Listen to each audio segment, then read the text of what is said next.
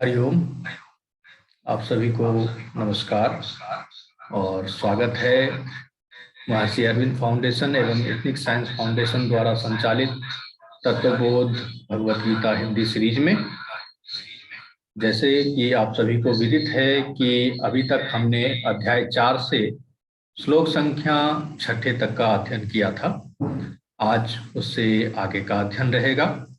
तो मैं निवेदन करता हूं आचार्य रवीना जी से कि आगे का मंच संचालन उनकी तरफ है। हरिओम।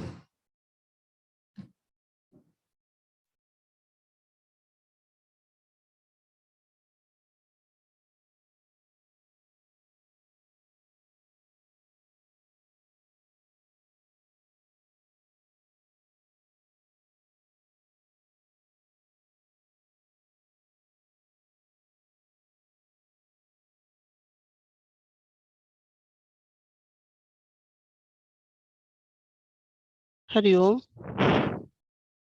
जी शुरू कर सकते हैं। वीडियो दिख रहा है कि नहीं दिख रहा? जी वीडियो ही आ रहा है। अच्छा। प्रार्थना से शुरू कर सकते हैं।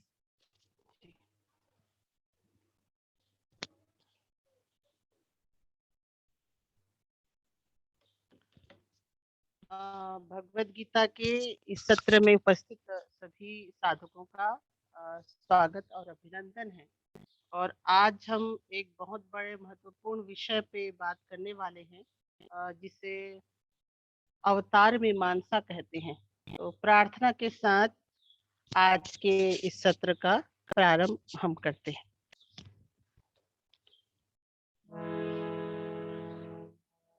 ओम अज्ञानतिमिरान्धस्य ज्ञानाञ्जनशलाकया चक्षुरोन्मिलितं येन तस्मै श्रीगुरवे नमः। सच्चिदानन्दरूपाय विश्वोत्पत्त्यादिहेतवे तापत्रयविनाशाय श्रीकृष्णाय वयं नमः। वसुदेवं सुतं देवं कंसचाणूर्णमर्दनं देवकी परमानन्दं कृष्णं वन्दे जगद्गुरुम्। हे कृष्ण करुणा सिन्धु दीनबन्धु जगत्पते गोपेश गोपिकान्त राधाकान्त नमोस्तुते। तप्तकाञ्चन गौराङ्गी राधे वृन्दावनेश्वरी वृषभानुसुते देवी प्रणमामि हरिप्रिये। जय श्री कृष्ण चैतन्य प्रभु नित्यानंद श्री अद्वैत गदाधर श्रीवासादि गौर भक्तवृंद। हरे कृष्णा कृष्ण कृष्णा हरे हरे हरे राम राम राम हरे हरे। आज हम भगवत गीता के बहुत ही महत्वपूर्ण विषय पे बात करने वाले हैं, जिसे अवतार मीमांसा कहा जाता है। और यह जो अवतार मीमांसा है, ये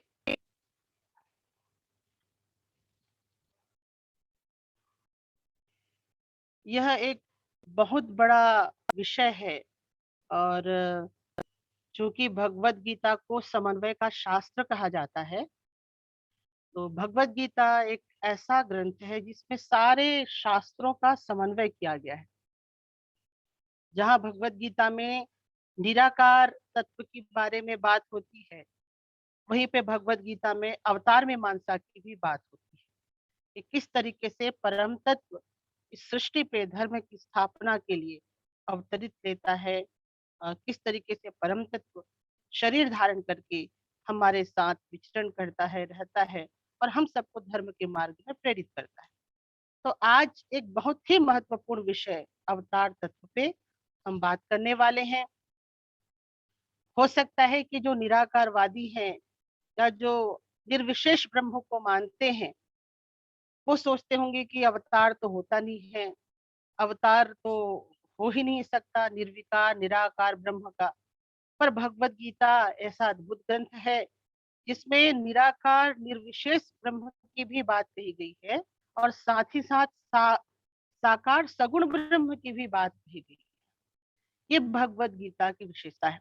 और ऐसा कहते हैं कि अगर भारत को समझना है, भारतीय संस्कृति को समझना है, भारतीय आध्यात्म को समझना है, तो हमें भगवत गीता का अध्ययन करना चाहिए। और आज हम इसी अवतार तत्व पर बात करने के लिए उपस्थित हैं। थोड़ा सा तकनीकी वजह से आज थोड़ा विलंब हुआ, इसके लिए हम क्षमा प्रार्थी हैं।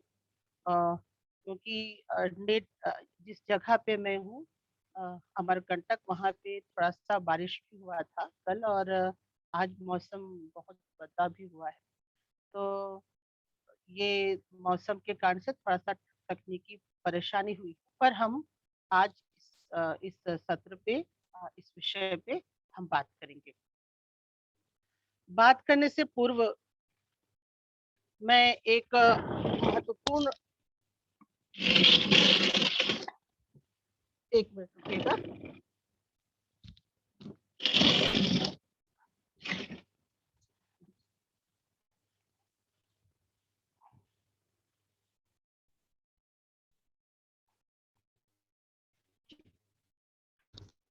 तो भगवत गीता के जिस श्लोक से आज हम शुरुआत करेंगे, वो श्लोक 7वें नंबर का श्लोक है, अध्याय 4 है।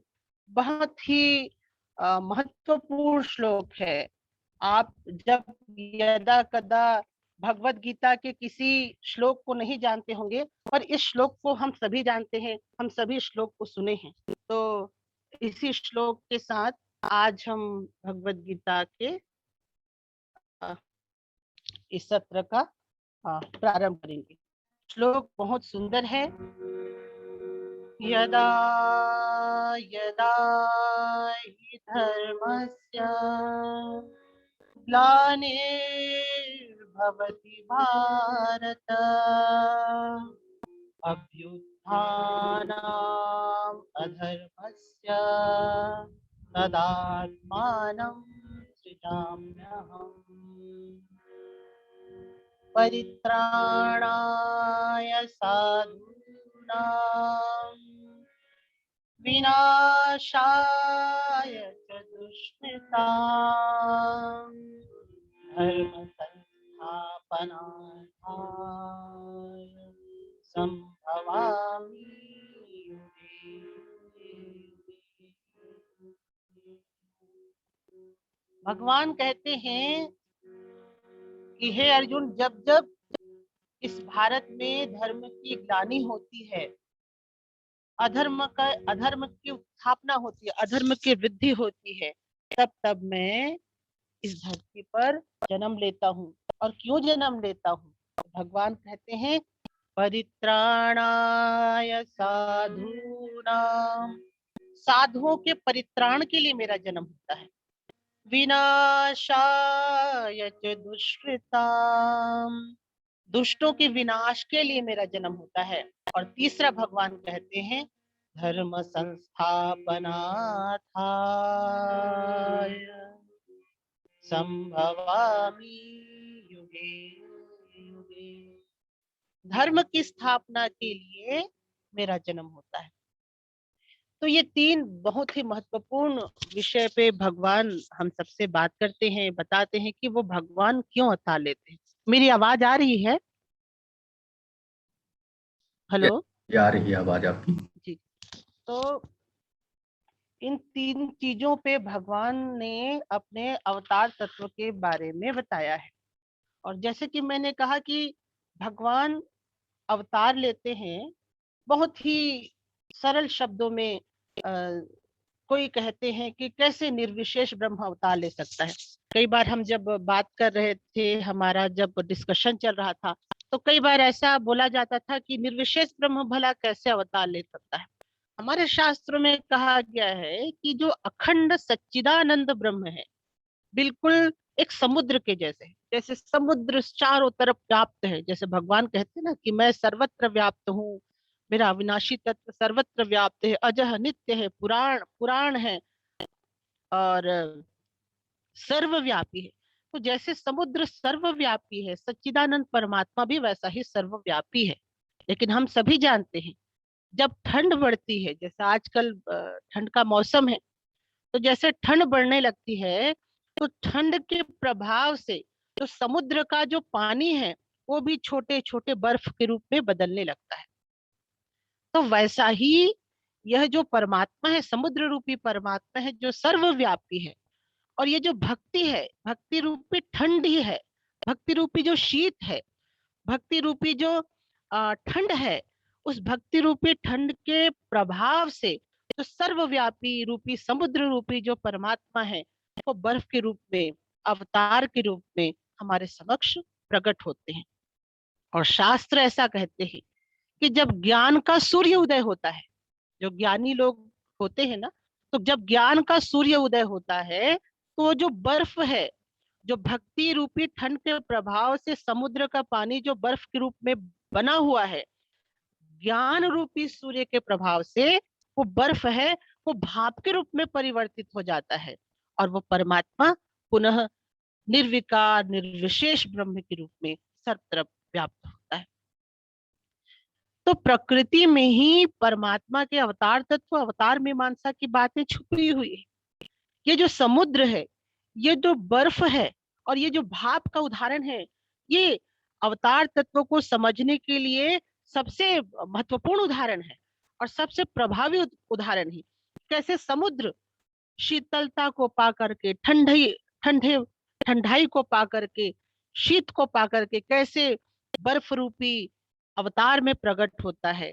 और जब ज्ञान का सूर्य उदय होता है, वेदांत का सूर्य उदय होता है, तब ये जो भक्ति रूपी ठंड से जो बर्फ बना हुआ है समुद्र का, वो भाप के रूप में उसी निर्विशेष ब्रह्म के रूप में परिणित हो जाता है, निर्विकल्प ब्रह्म के रूप में परिणित हो जाता है। तो कभी भी हमको अवतार तत्व का विरोध नहीं करना चाहिए। भगवान स्वयं इसका प्रमाण देते हैं।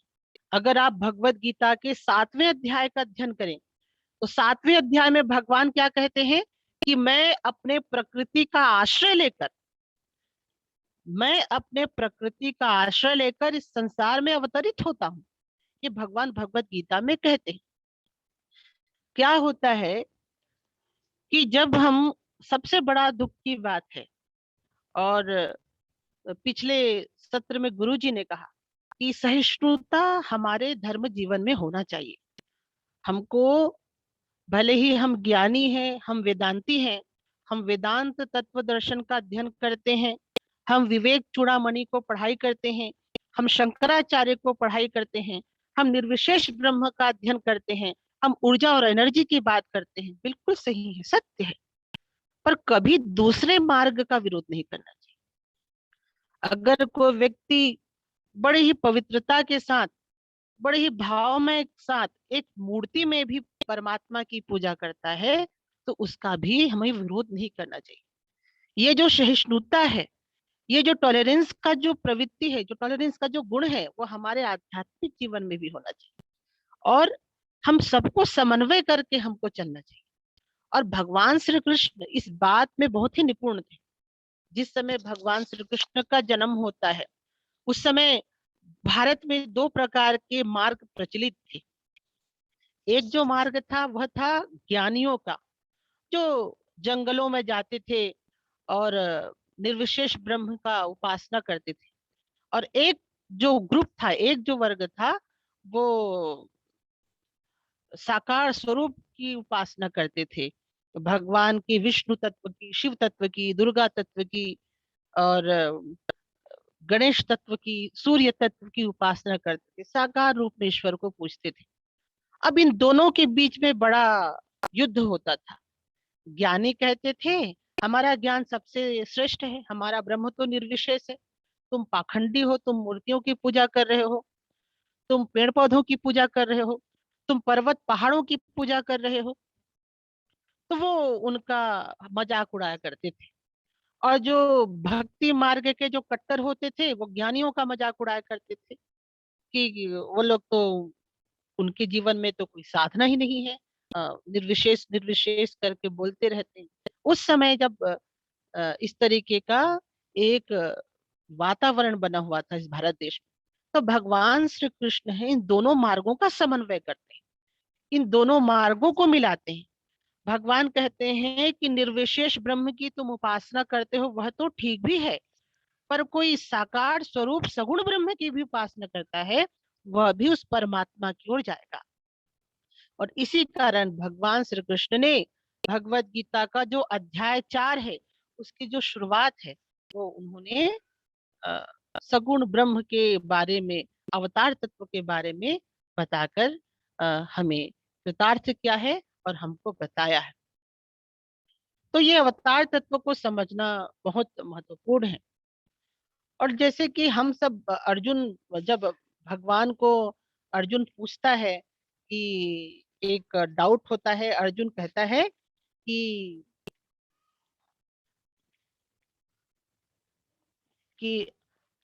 अपरम भवतः जन्म, परम जन्म विवस्ततः, कथम एतद् विजानीयाम तत्व आदौ प्रोक्तवान इति। जब अर्जुन कहता है कि आपका और मेरा जन्म तो अभी हुआ है, अभी इसी समय हुआ है, इस बात को मैं कैसे समझूं कि आप बहुत पहले से जन्म ले लिए हो, बहुत समय से जन्म ले लिए हो। तब भगवान कहते हैं कि बहुनी में व्यतानि जन्मानि तव च अर्जुन, तानि अहम वेद सर्वाणि न तत्त्ववेत्थ परम। अर्जुन कहते हैं कि हे अर्जुन, तेरे और मेरे बहुत सारे जन्म हो चुके हैं, पर उन सबको मैं जानता हूं, पर तू नहीं जानता। बिल्कुल, जो अवतार तत्व होते हैं वो कर्म के बंधन से, प्रारब्ध के बंधन से जन्म नहीं लेते। जैसे हमारा जन्म है, प्रारब्ध के बंधन से हम जन्म लिए हैं, इस घर में, कोई गरीब घर में, कोई अमीर घर में, कोई जन्म से बीमार पड़ गया तो कोई जन्म से स्वस्थ है, कोई जन्म से बहुत प्रतिभावान है, निपुण है, तो कोई मंद बुद्धि का है। तो हमारा जो जन्म होता है वो हमारे पूर्व जन्म के कर्मों के प्रारब्ध से होता है। हम अपने कर्मों को, कर्म के बंधन से मुक्त नहीं हो पाते। पर भगवान जो होते हैं, उनका जो अवतार होता है, वो कर्म बंधन और कर्म के प्रभाव से मुक्त होता है। जैसे कि हमने उदाहरण दिया था जेल का। जैसे एक जेलर है, जेल का ऑफिसर है, और एक कैदी है। तो जो कैदी है वो जेल में रहता है, क्योंकि वो जेल के नियम से बंधा हुआ है। जो भी प्रिजनर है, प्रिजन के अंदर रहता है, जो कैदी, जो अपराधी होता है, वो जेल के अंदर बंद रहता है। तो जेल के नियम पे वो लागू होता है, वो जेल के नियम को तोड़ नहीं सकता। पर वही जो जेलर होता है, जेल का अधिकारी होता है, वह भी जेल में रहता है, उसकी भी ड्यूटी जेल में रहती है, लेकिन वह जेल के नियम से बंधा नहीं होता है। वो जब चाहे जेल से बाहर निकल सकता है और जब चाहे जेल के अंदर जा सकता है। अगर उसकी इच्छा हुई तो वो 5-7 दिन की छुट्टी लेके अपने घर जा सकता है, और 7 दिन के बाद छुट्टी लेके वापस जेल के अंदर आ सकता है। और जो कैदी होता है, वह चाहेगा अभी कि मैं जेल से बाहर निकलूं, तो भी वो जेल से बाहर नहीं निकल सकता। यदि कैदी चाहेगा कि मैं 7 दिन के लिए अपने घर में छुट्टी के लिए चला जाऊं, तो वो घर में छुट्टी के लिए नहीं जा सकता, वो जेल के नियम में ही बंधा रहेगा। परमात्मा भी ही ऐसा है, परमात्मा का भी स्वरूप ऐसा है कि परमात्मा कर्म के बंधन से बंध नहीं होते हैं। वो इस संसार चक्र में आ सकते हैं और संसार चक्र से सहजता से वो बाहर जा सकते हैं। पर हम सबको यदि संसार चक्र से बाहर जाना है, तो हमको साधना करना पड़ेगा, किसी योग्य प्रमाणित गुरु के अंडर में हमको साधना करना पड़ेगा, और तब कहीं हम संसार चक्र से मुक्त हो सकते हैं, पर परमात्मा वो जेलर है जो जेल रूपी इस संसार में कभी भी आ सकता है, कभी भी आ सकता है। तो कहने का तात्पर्य यह है कि अर्जुन को भले ही मालूम नहीं है कि भगवान श्री कृष्ण के साथ उसके अनेक संबंध है, पर भगवान श्री कृष्ण को मालूम है, उनको अवगत है, वो भगवान श्री कृष्ण जानते हैं, क्योंकि भगवान के ऊपर जो कर्म का प्रभाव है वह नहीं पड़ता है। महाभारत में, रामायण में बहुत सुंदर एक कथा आती है कि भगवान राम नैमिषारण्य वन वन जाते हैं। जब वो उनका वनवास होता है तो नैमिषारण्य वन जाते हैं। तो नैमिषारण्य वन में जाते हैं तो जो भरद्वाज मुनि हैं, केवल वही एक ऋषि थे जो जानते हैं कि ये राम पूर्ण परमात्मा है जो अवतार लेकर इस धरती पे आए थे। लेकिन बाकी ऋषि मुनि नहीं जान पाते हैं, नहीं भगवान को पहचान पाते हैं। और भरद्वाज उनको जाके बोलते हैं कि ये जो आए हैं साक्षात राम है, साक्षात इस संसार के परमात्मा है, इस ब्रह्मांड के नायक है, जो इस त्रेता युग में राजा दशरथ के पुत्र के रूप में जन्म लिए हैं। पर रामायण में ऐसी कथा है कि नैमिषारण्य वन के जो ऋषि मुनि है वो भगवान राम को कहते हैं कि नहीं नहीं, ये तो राजकुमार है, प्रतापी राजकुमार है, महापुरुष है, महात्मा है, एक करुणावान राजा है, पर परमात्मा ये नहीं। तो अवतार की विशेषता भी ऐसी होती है कि वो जन्म कर्म के बंधन से मुक्त होते हैं, और वो जिनको जनवाना चाहेंगे वही जान सकते हैं कि अवतार है।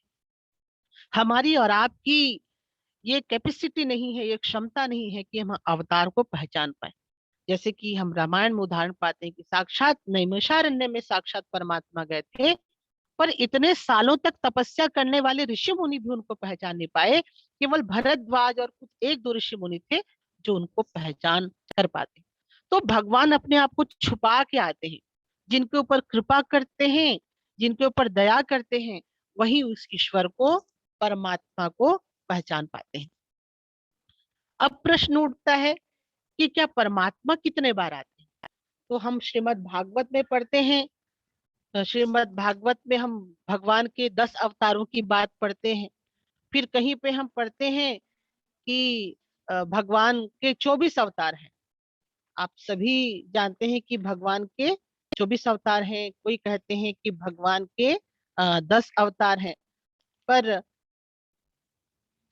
आपको बताएं, भागवत में एक बड़ा ही सुंदर श्लोक है जिसमें कहा गया है कि अवतारा य संख्या यया हरे है सत्व निधने द्विजा। भागवत में कहते हैं कि भगवान के असंख्य अवतार। हम मानते हैं कि केवल मत्स्य कूर्म, वामन, कृष्ण, राम, परशुराम, और आपके ये सब मीन अवतार, ब्रह्म बुद्धावतार, कल की अवतार ही अवतार है, ऐसा नहीं है। श्रीमद् भागवत के पहला स्कंद में लिखा है कि भगवान के अवतारा यह संख्या हरे सत्व निधने द्विजा। भगवान के असंख्य अगणित अवतार। तो भगवान समय समय पे अवतार, और भगवान कहते हैं यदा यदा ही धर्मस्य, जब जब धर्म की हानि होती है तब तब मैं अवतार लेता हूँ। तो ये कभी नहीं समझना चाहिए कि भगवान केवल 3 4 5 या 6 बार 7 बार आएंगे। भगवान असंख्य और अगणित रूप से इस संसार में प्रकट होते हैं, ऐसा प्रमाण श्रीमद् भागवत में लिखा है, स्कंद 1 में।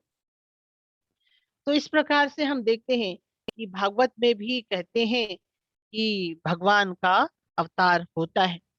और श्रीमद् भागवत में भी भगवान के अवतार के 4 लक्षण बताए गए हैं कि भगवान के अवतार के लक्षण क्या है। हमारे धर्म शास्त्रों में अवतार के क्या लक्षण है?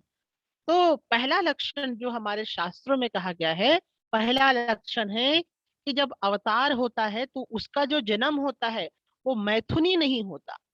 अर्थात जैसे किसी जीव का जो जन्म होता है माता पिता के रज और वीर्य के संयोग से होता है। माता और पिता का वीर्य और रज मिला तो उसके संयोग से जीव का निर्माण हुआ।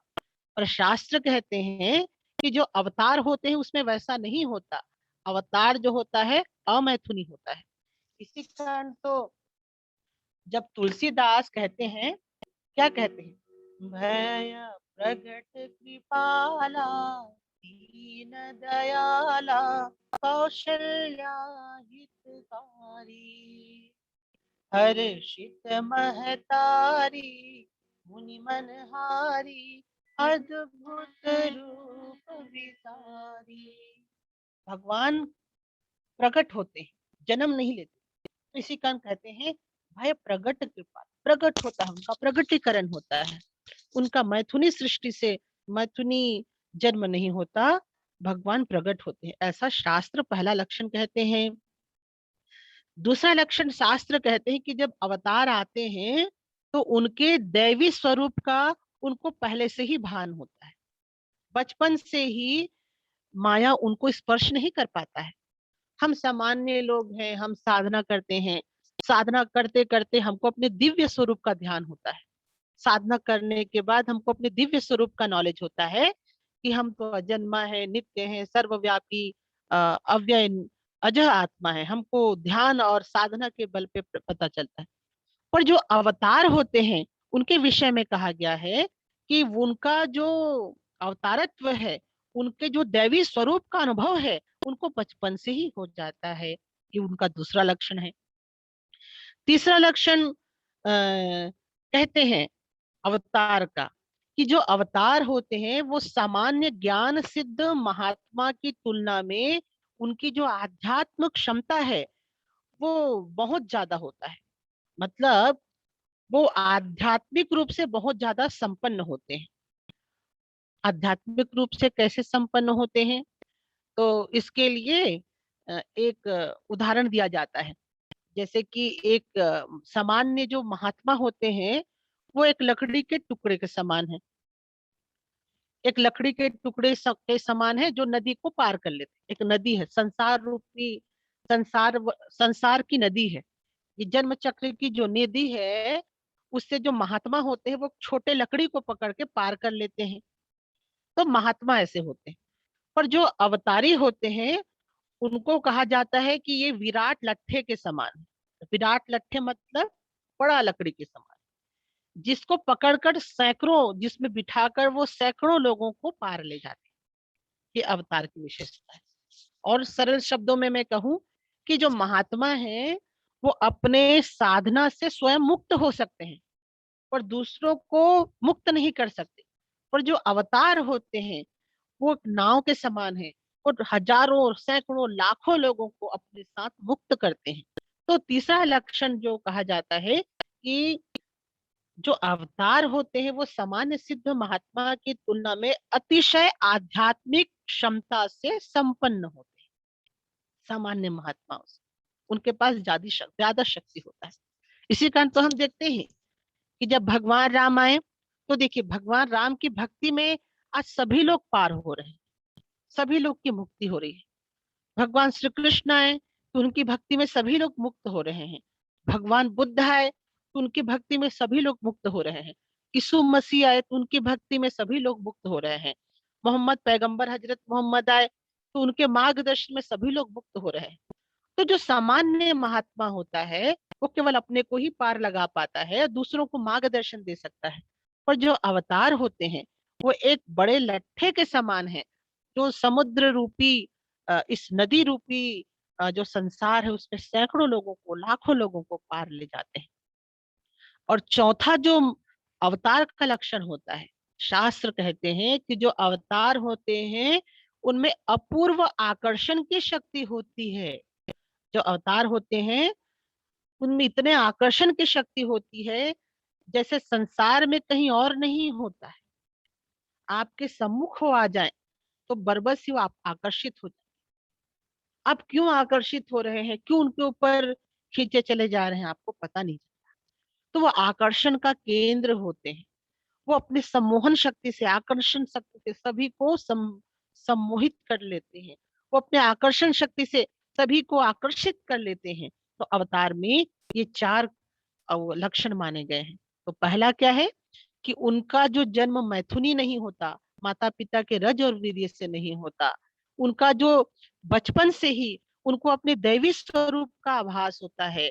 और तीसरा कहते हैं कि जो अवतार होते हैं वो सामान्य ज्ञान सिद्ध महात्मा से उनकी तुलना अतिशय आध्यात्मिक होती है। जो सामान्य ज्ञान ज्ञानशील महात्मा है उनसे ज्यादा आध्यात्मिक संपन्न होते हैं। और जो चौथा लक्षण अवतार का बताते हैं, वो कहते हैं कि जो अवतार होते हैं उनमें अपूर्व आकर्षण की शक्ति होती है। तो इस प्रकार से इस अवतार की जो मीमांसा है हमारे शास्त्रों में कहा गया है, हमारे शास्त्रों में बताया गया है। अब आगे क्या भगवान क्या कहते हैं, और एक एक और उदाहरण दिया जाता है अवतार के लिए। जैसे सांप है, सांप अब सांप के दांतों में विष होता है, और उस विष से वो दूसरों के अंदर जहर को प्रवेश करा सकता है, दूसरों को प्रभावित कर सकता है। पर सांप के अंदर विष होने के बावजूद भी सांप स्वयं से प्रभावित नहीं होता। सांप को जो विष है वो प्रभावित नहीं करता। तो जो विष है ये माया है। तो सांप में माया रूपी विष होता है, और इस माया रूपी विष से वो संसार को प्रभावित कर सकता है, पर जो सांप होता है वो स्वयं प्रभावित नहीं होता। तो वैसा ही अवतार का उदाहरण सांप से दिया जाता है कि सांप इस अवतार रूपी परमात्मा भी माया में रहता है, माया के साथ जीता है, उसके अंदर भी माया होता है, पर वो माया से अप्रभावित होता है, जैसे सांप अपने विष से प्रभावित होता है। लेकिन सामान्य व्यक्ति को प्रभावित कर सकता है, सामान्य व्यक्ति उस माया रूपी विष से प्रभावित होते हैं, पर सांप जैसे अपने विष से प्रभावित नहीं होता, वैसा जो ईश्वर है अपने माया से प्रभावित नहीं होता। ये अवतार के लक्षण होते हैं। तो मायापति को माया रूपी विष प्रभावित नहीं करता। मायापति है, अपने माया रूपी विष से पूरे संसार को प्रभावित करते हैं, और मायापति अपने माया रूपी विष से प्रभावित नहीं होता, ऐसा शास्त्र। तो ये अवतार का मीमांसा है। क्योंकि भगवत गीता के 4थे अध्याय में अवतार तत्व के बारे में इतना सुंदर विवेचना हुआ है, तो हम और भी शास्त्रों में अवतार के विषय में क्या क्या लिखा है ये हम इससे हम लोगों ने बात किया। तो अब भगवान क्या कहते हैं? भगवान कहते हैं कि यदा यदा हि धर्मस्य ग्लानिर्भवति भारत अभ्युत्थानम् अधर्मस्य तदात्मानं सृजाम्यहम्। भगवान कहते हैं कि जब जब धर्म की ग्लानि होगी और अधर्म की वृद्धि होगी, अब ये दो शब्द भगवान कहते हैं, यदा यदा ही धर्मस्य ग्लानिर्भवति भारत और अभ्युत्थानम अधर्मस्य। भगवान सीधा बोल सकते थे कि अधर्म जब बढ़ता है तब मैं आ सकता हूं, लेकिन भगवान अधर्म बढ़ने से नहीं आते हैं। भगवान कहते हैं कि यदा यदा ही धर्मस्य ग्लानिर्भवति भारत, धर्म की ग्लानि होती है। तो बड़ा विचित्र प्रश्न उठता है, ये धर्म की ग्लानि क्या है, अधर्म का बढ़ना क्या है? भगवान को व्याकरण का तो बोध था, भगवान तो व्याकरण जानते थे। अब धर्म की ग्लानि और अधर्म की वृद्धि, ये मतलब हमको समझ नहीं आ रहा। अब इसमें बड़ा सूक्ष्म मतलब है। धर्म की ग्लानि का मतलब है कि धर्म तो है, पर धर्म अपने पतित अवस्था में। अब ये क्या हुआ? धर्म है, धर्म अपनी पतित अवस्था में है, इसका क्या मतलब हुआ? तो इसको हम महाभारत की ही ग्रंथों से हम समझ सकते हैं कि देखिए, दशरथ जी को मालूम है, दशरथ जी को मालूम है कि एक सुकुमार पुत्र को 14 साल के लिए वनवास देना यह अधर्म है। जान रहे हैं कि एक राजकुमार है, बेचारा निर्दोष है, एक राजकुमार है, उसको मैं 14 साल के लिए वनवास दे रहा हूँ। जानते थे ये धर्म संगत नहीं है, कभी भी ऐसा किसी को वनवास देना धर्म संगत नहीं है। लेकिन वो क्या कहते हैं, मैं वचन से बद्ध हूँ, मुझे वचन है, मैंने कैकेयी को वचन दिया। तो वचन रूपी धर्म को निभाने के लिए एक निर्दोष राजकुमार को, अपने पुत्र को 14 साल का वनवास देते हैं। यही है धर्म की ग्लानि। हमको लगता है धर्म है, राजा दशरथ तो अपने वचन का पालन कर रहे हैं, धर्म का पालन कर रहे हैं, लेकिन धर्म के पालन में क्या कर रहे हैं? अधर्म कर रहे हैं। यही धर्म की ग्लानि है। दूसरा उदाहरण हम देखते हैं भीष्म पितामह का। भीष्म पितामह जानते हैं कि जो कौरव हैं वो अधर्म का साथ दे रहे हैं।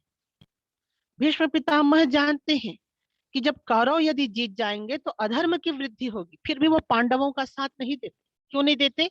क्योंकि वो कहते हैं कि मैंने कौरवों का खाना खाया है, कौरवों ने मुझे नमक रोटी दिया है, मुझे अपने नमक का कर्ज चुकाना है।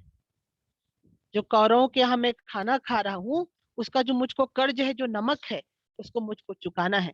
लेकिन भैया तुम ये बताओ कि तुम ये जो कर्ज चुकाने की बात कर रहे हो, नमक की बात कर रहे हो, कौरवों का मैं खाना खाया हूँ, इसका मुझको धर्म निभाना है, बात कर रहे हो, पर किसका साथ दे रहे हो? अधर्म का साथ दे रहे हो। तुम कौरवों का साथ दे रहे हो। तो ये क्या है? धर्म तो है, धर्म दिख रहा है कि हाँ, भीष्म पितामह कितने बड़े धर्मात्मा है। देखो, कौरवों का साथ दे रहे हैं, अपने नमक का कर्ज अदा कर रहे हैं, नमक का कर्ज अदा कर रहे हैं, पर कर क्या रहे हैं? अधर्मियों का साथ दे रहे हैं। तो ये क्या है? धर्म तो है, पर धर्म की ग्लानि है। तो धर्म की ग्लानि हमको समझना चाहिए कि धर्म तो जैसा दिख रहा है वैसा नहीं है। तो इसको हम कहते हैं धर्म की ग्लानि। कि धर्म तो हमको लगता है धर्म के जैसा दिख रहा है, पर होता नहीं है धर्म, वो धर्म की ग्लानि है। एक और उदाहरण आपको देते हैं। जैसे कि विश्वामित्र थे। विश्वामित्र के पास बहुत सारी विद्याएं थी, बहुत बड़े ऋषि थे, बहुत बड़े धर्मात्मा थे, बहुत बड़ा साधक साधक थे। पर विश्वामित्र के पास विद्याएं तो जानते थे, पर स्वयं उसका उपयोग नहीं कर पाने की विवशता उनके जीवन में विद्यमान थी। उस विद्या का उपयोग नहीं करते थे। और हम देखते हैं कि एक मेनका आती है और उनके जीवन से धर्म और सब चीजों को, उनके तपस्या को नष्ट करके चली जाती। तो धर्म तो था, पर धर्म ग्लानि की अवस्था में थे। रामायण काल में हम देखते हैं कि ऋषि मुनि तो धार्मिक थे, बड़े धार्मिक ऋषि मुनि थे, यज्ञ कर रहे हैं, धर्म कर रहे हैं, तपस्या कर रहे हैं, पर राक्षसों से दबे हुए। राक्षस जब उनके पास आते थे तो उनसे दबे हुए थे। तो मतलब क्या? धर्म तो था, पर धर्म की ग्लानि की स्थिति में था। द्वापर युग में कंस, दुर्योधन, शकुनी, ये सब अधर्म वृद्धि के कारण है। तथा भीष्म, द्रोण और धृतराष्ट्र, ये धर्म ग्लानि के प्रतीक है। जो धृतराष्ट्र हैं वो भी जानते थे कि धर्म क्या है, अधर्म क्या है। उनको मालूम था कि पांडवों को बराबर का वनवास देना धर्म है, पर धर्म को जानते हुए भी प्रवृत्ति नहीं था। यह है धर्म की ग्लानि, धर्म का ग्लानि होना। तो अधर्म को तो हम जान जाते हैं कि भैया ये अधर्म है, दूसरों को मार देना अधर्म है, दूसरों का चोरी कर लेना अधर्म है, दूसरों का संपत्ति को हड़पना अधर्म है, दूसरों को कष्ट देना अधर्म है। हम अधर्म को जानते हैं, पर धर्म की ग्लानि है, उसको जानने के लिए बहुत बड़ी जागरूकता की आवश्यकता होती है। और धर्म की ग्लानि अधर्म से भी बहुत बड़ा है, क्योंकि अधर्म तो दिख रहा है कि अधर्म है, ये अधर्म है, अधर्म है, पर धर्म की ग्लानि ऐसी होती है कि उसका जो शरीर है, उसका जो स्वरूप है धर्म के जैसा होता है, लेकिन कर्म पूरा अधर्म के जैसा होता है। तो हमारे जीवन में भी हम जैसे साधक हैं, हम लोग भी धर्म की ग्लानि में हैं। सफेद कपड़ा पहने हैं, सब सफेद कंठी माला लगाए हैं, पर दिन रात हम विषय चिंतन में रहते हैं, विषय वासना में डूबे पड़े रहते हैं, ईश्वर के चिंतन में नहीं पड़ते। तो ये क्या है? धर्म की ग्लानि है। तो हम तो धर्मात्मा है, पर अंदर में पूरा मैल भरा हुआ है। तो भगवान कहते हैं कि जब जब, इसी कारण भगवान कहते हैं कि यदा यदा हि धर्मस्य ग्लानिर्भवति भारत। कि जब जब धर्म की ग्लानि होती, धर्म धर्म रहते हुए भी अपने पतित अवस्था में होता है, तो उस अवस्था में होता है, तो क्या करते हैं? अभ्युत्थानम अधर्मस्य तदात्मानं सृजाम्यहम्। और अधर्म की वृद्धि होती है तब मैं अर्जुन इस संसार में अवतार लेता हूँ, असंख्य अवतार लेता हूँ, अगणित अवतार लेता हूँ धर्म की ग्लानि में। तो आज हमने क्या सीखा कि अधर्म और धर्म की ग्लानि, इसको सबको समझना पड़ेगा। अधर्म तो अधर्म है, दिख जाता है, और सबसे जो खतरा है वो धर्म की ग्लानि है, कि वो धर्म के रूप में हमारे सामने दिखाई देता है, धर्म के रूप में हमारे सामने आता है, पर होता है अधर्म। जैसा दंगे होते हैं, भारत में जितने भी दंगे होते हैं, लोग भगवान के नाम पे, मंदिर के नाम पे, मस्जिद के नाम पे एक दूसरे को मारते हैं, एक दूसरे को कत्ल कर देते हैं। अल्लाह के नाम पे मैंने इतने लोगों को मारा, तो वो काफिर है, उनको रहने का अधिकार नहीं है। अल्लाह के नाम में मैंने मार दिया। इधर क्या है, हमने राम के नाम पे कई लोगों को मारा, जला दो, घर जला दो, इनको वो कर दो। तो दिखने में तो ऐसा लग रहा है कि बिल्कुल धर्म के लिए लड़ाई हो रहा है, दिखने में ऐसा लगता है कि धर्म है, भगवान के लिए लड़ाई कर रहे हैं, भगवान के लिए जिहाद कर रहे हैं। पर है क्या? निहत्थे निर्दोष माताओं को मारना क्या धर्म है? दूध पीते बच्चों को माता से अलग कर देना क्या धर्म है? माता और बहनों की अ, इज्जत से खिलवाड़ करना क्या धर्म है? लोगों के घरों को जला देना क्या धर्म है? सरकारी संपत्तियों को नष्ट कर देना, बसों को जला देना क्या धर्म है? पर हो किसके नाम पे हो रहा है? धर्म के नाम पे हो रहा है। धर्म के नाम पे हम ये दंगा फसाद कर रहे हैं। तो भगवान कहते हैं कि अधर्म अलग है, धर्म की ग्लानि अलग। तो जब धर्म की ग्लानि होती है, धर्म है होता है, धर्म दिखता है, लेकिन पतित अवस्था में होता है, तो भी मेरा अवतार होता है।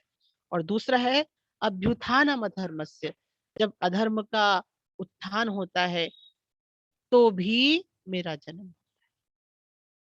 तो ये भगवान अपने जन्म के कारण को बताते, जन्म के उसको बताती।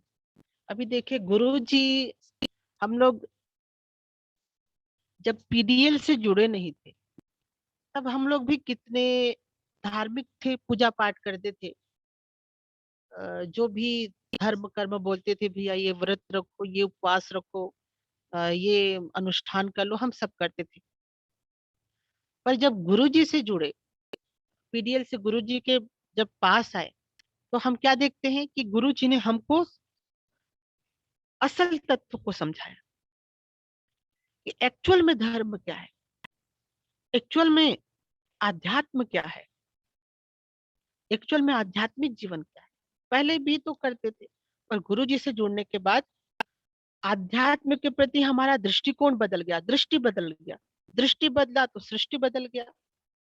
तो इसी कारण कहते भी हैं, क्या कहते हैं, जो गुरु है वो भी ईश्वर के अवतार होते हैं। और इसी कारण तो कहा भी गया है, गुरुर ब्रह्मा गुरुर्विष्णु गुरुर्देवो महेश्वर,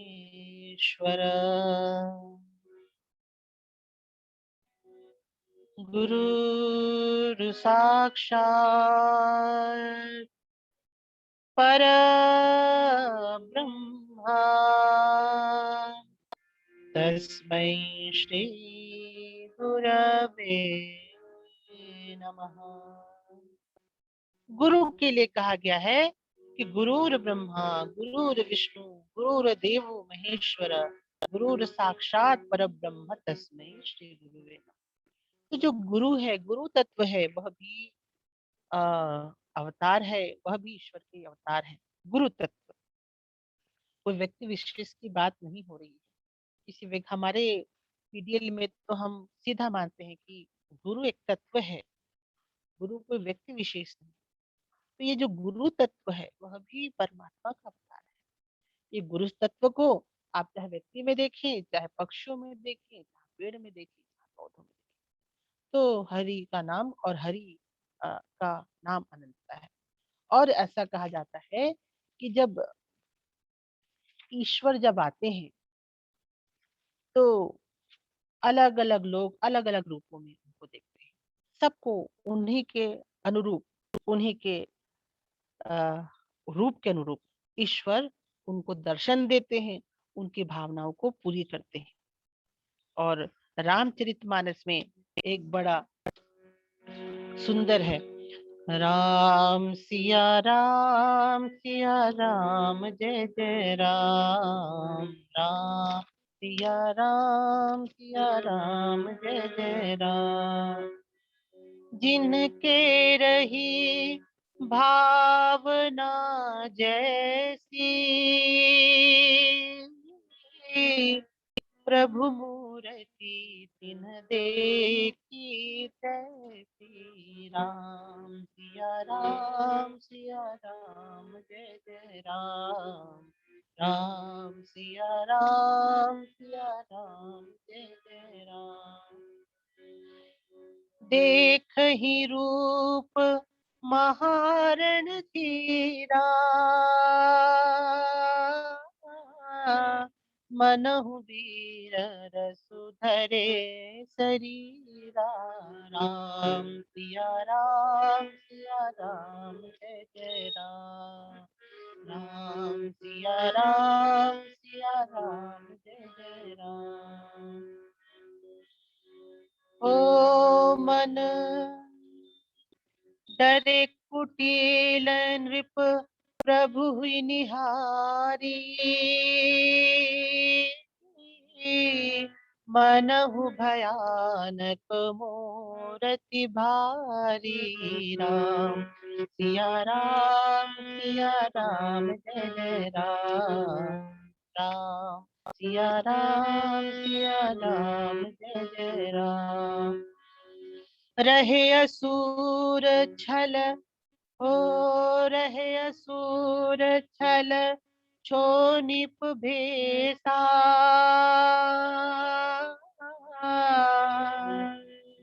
तिन्ह प्रभु प्रगट काल सम देखा, राम सिया राम जय जय राम, राम सिया राम जय जय राम। रामचरितमानस में लिखा है कि एक ही राम सबको भिन्न भिन्न रूप में दिखाई दे रहे हैं। जिनका जैसा कर्म फल है वैसा भगवान राम को देख रहे हैं। जिनके रही भावना जैसी, प्रभु मूर्ति तिन्ह देखी तैसी। बोलते हैं कि राम तो एक है पर लोगों को अलग अलग दृष्टि से देख रहे हैं। कैसे देख रहे हैं? देख ही रूप महारण धीरा। जो राजा लोग हैं वो भगवान को महारणधीरा के रूप में देख रहे हैं कि बहुत बड़ा वीर आ गया है। और जो कुटिल लोग हैं वो क्या कर रहे हैं? डरे कुटिल नृप प्रभु प्रभु ही निहारी। जो कुटिल लोग हैं वो भगवान को भयानक मूर्ति के रूप में देख रहे हैं। और जो छल करने वाले राजा हैं, जो राजा छल करते हैं, वो भगवान को काल के रूप में देख रहे हैं कि भगवान तो काल आ गया। और वही जो अयोध्या के नर नारी हैं वो भगवान को नरभूषण के रूप में देख रहे हैं, लोचन सुखदाई के रूप में देख रहे हैं। और वहां की जो नारियां हैं वो भगवान राम को मूर्तिमान श्रृंगार के रस में देख रहे हैं।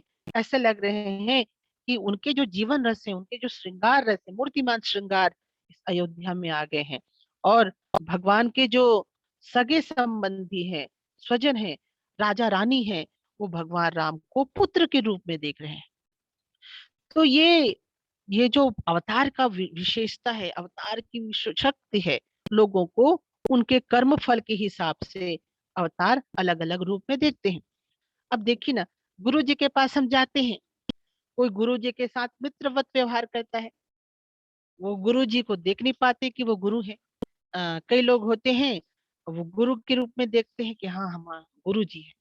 और कई लोग होते हैं वो सामान्य तो व्यक्ति हैं भाई, हाथ पूर्णा के एक सामान्य व्यक्ति के रूप में देखते हैं। तो अवतार तत्व की ऐसी विशेषता है, गुरु तत्व की ऐसी विशेषता है कि जिनका जैसा संस्कार, जिनका जैसा कर्मफल, वैसा ही उनको वो दिखाई देते हैं।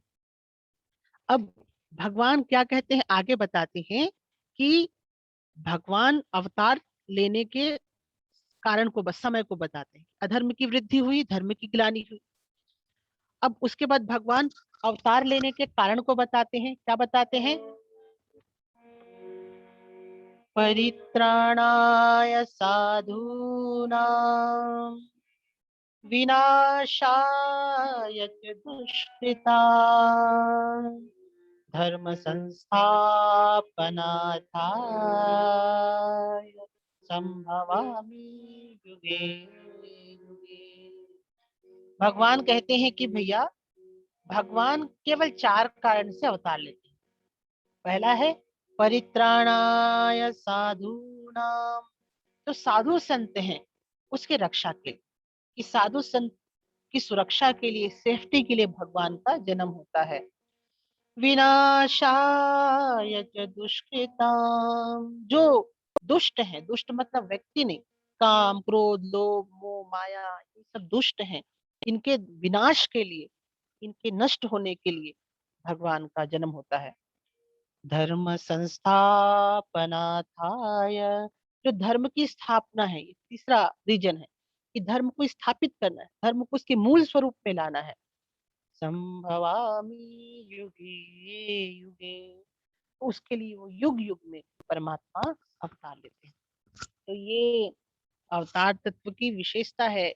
इसको कहते हैं कि भगवान जो होते हैं वो सीढ़ी के ऊपर खड़े होते हैं, और सीढ़ी के ऊपर खड़े होके कहते हैं संसार के लोगों को कि भैया तुम अपने साधना से सीढ़ी चढ़ते चढ़ते मेरे ऊपर आ जाओ, मेरे पास आ जाओ, अपना साधना करो, सीढ़ी में चढ़ते चढ़ते मेरे पास आ जाओ।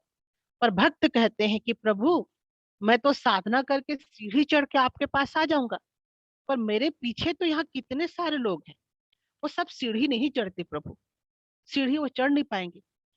किसी को काम रूपी लकवा हो गया है, किसी को क्रोध रूपी दृष्टिहीन हो गया है, किसी को और कोई प्रॉब्लम हो गया है। तो ऐसे करे प्रभु, मैं साधना करके सीढ़ी चढ़ के तो आपके पास पहुंच जाऊंगा, पर केवल मैं ही आऊंगा। पर आप यदि कृपा करेंगे, आप सीढ़ी से नीचे उतर आएंगे, तो केवल मैं ही नहीं, मेरे साथ हजारों लोगों का कल्याण। तो ये अवतार तत्व की विशेषता है। अवतार का मतलब होता है अवतरित होना, नीचे उतरना। तो भगवान फिर उस भक्त की पुकार से, भगवान तो कहते हैं कि सीढ़ी चढ़ के ऊपर आ जाओ, और उस भक्त की पुकार से कि भगवान कहता है कि मैं केवल ऊपर आऊंगा, बाकी लोग क्या करेंगे, तो भगवान स्वयं कृपा करते हुए वो सीढ़ी के नीचे आते हैं। यही अवतार की विशेषता है। तो आज हम इसी अवतार तत्व पे बात किए। अगले बार हम जो 9वां नंबर का श्लोक है, जिसमें भगवान के जन्म कर्मों की इस दिव्यता को जानने का फल क्या होता है, रिजल्ट क्या मिलता है, हम भगवान की यदि जन्म कर्मों के दिव्यता को जान ले तो हमारे को क्या, अगले सत्र में, अगले सत्र में हम चर्चा करेंगे। तो इसी के साथ आज के इस सभा को हम यही विराम देंगे, और अगली बार हम आगे की चर्चा के लिए यहाँ उपस्थित, हम इस सत्र का विराम देते हैं। ओम पूर्णमद पूर्णमिदं पूर्णात् पूर्णमुदच्यते पूर्णस्य पूर्णमादाय पूर्णमेवावशिष्यते। ओम शांति शांति शांति।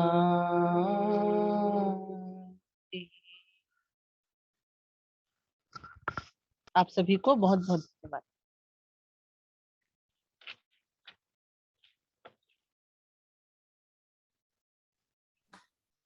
धन्यवाद आचार्य जी। और आप सभी साधक यहाँ उपस्थित हुए, इसलिए आप सभी का भी धन्यवाद। आप सभी का दिन शुभ रहे। हरिओम।